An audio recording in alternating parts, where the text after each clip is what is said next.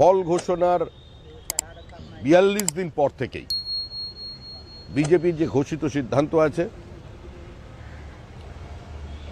আমরা মানুষের সামনে যা বলেছি, সরকারি কর্মচারীদের সপ্তম পে কমিশনের হিসাবে ডিএ পাওয়ার জন্য যে প্রক্রিয়া সেটা শুরু হয়ে যাবে। মহিলাদের জন্য কেন্দ্রীয় সরকারের নির্দিষ্ট যে তহবিল রাখা আছে সেটা ডিস্ট্রিবিউশন শুরু। অন্নপূর্ণা লক্ষ্মী ভাণ্ডারের মধ্যে দিয়ে ৩,০০০ টাকা করে প্রতি মাসে আমাদের দেওয়ার যে কমিটমেন্ট সেটা থাকবে। পশ্চিমবঙ্গের মানুষ এবং পশ্চিমবঙ্গের আপামর জনসাধারণ যারা পরিস্থিতির বাধ্যবাধকতায় আজকে গিয়ে পরিযায়ী শ্রমিক হয়ে গেছেন, অন্তত তারা আগামী ১ বছরের মধ্যে পশ্চিমবঙ্গে নতুন কর্মসংস্থানের সুযোগ তৈরি হবে, তারা আসবেন। এবং আমাদের যে লক্ষ্য, পশ্চিমবঙ্গে ভারী শিল্পের জন্য বিনিয়োগ,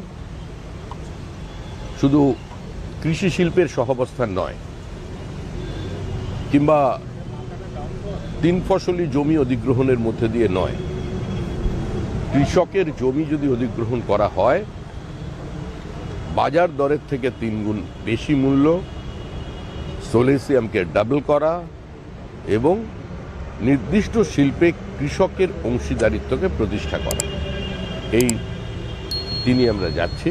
মেধার মর্যাদা দিয়ে নিয়োগ শুরু হবে। এই সরকারের প্রাতিষ্ঠানিক দুর্নীতির কারণে যারা বঞ্চিত হয়েছেন চাকরি প্রার্থীরা, তাদের 5 বছরের জন্য যে বয়সের রিল্যাক্সেশন সেটা থাকবে। এবং পশ্চিমবঙ্গের প্রকৃতির বিরুদ্ধে যে যুদ্ধ ঘোষণা করেছিল তৃণমূল কংগ্রেস, মানুষের জল, জঙ্গল, জমি কেড়ে নেওয়ার যে অবস্থা তৈরি হয়েছিল, সেটাকে যে কোনো মূল্যে সরকারে আসার সঙ্গে সঙ্গেই সেটা বন্ধ হবে। এবং একই সঙ্গে যাদের পাট্টা কেড়ে নেওয়া হয়েছে তাদের দিকে সরকার নজর রাখবে।